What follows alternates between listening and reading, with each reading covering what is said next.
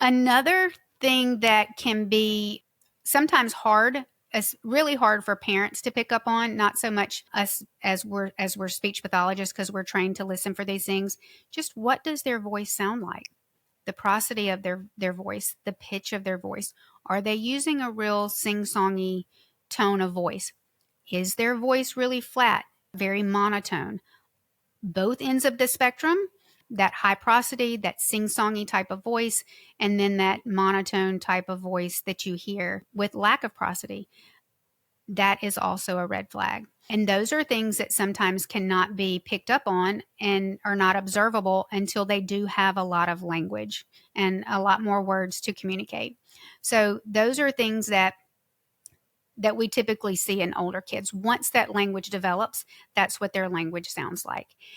And I've had families that I've worked with older kids, school-age kids, who have had the really sing-songy type of voice and then the really monotone type of voice, and the parents want me to fix it. They want to do voice therapy. They want to do all of these things to fix it. My philosophy on that is that's who they are. That's what makes them special, and that's what makes them unique. They're communicating. If they are communicating, if they are using appropriate sentence length and structure and grammar and all of those things, that's just one thing that makes them special.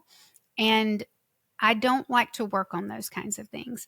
That might just be a personal, professional judgment on my call. There may be speech pathologists out there who completely disagree with me, and that is completely fine.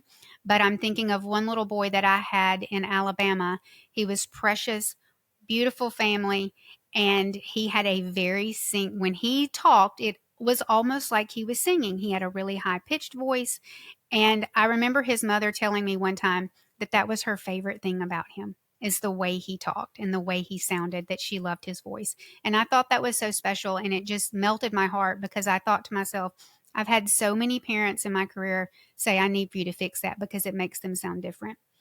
But the fact of the matter is, we are all different.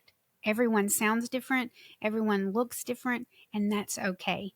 And when we're working with these kids really early on, we need to remember that these are unique individuals created by God for a very special purpose. And we don't have to fix everything.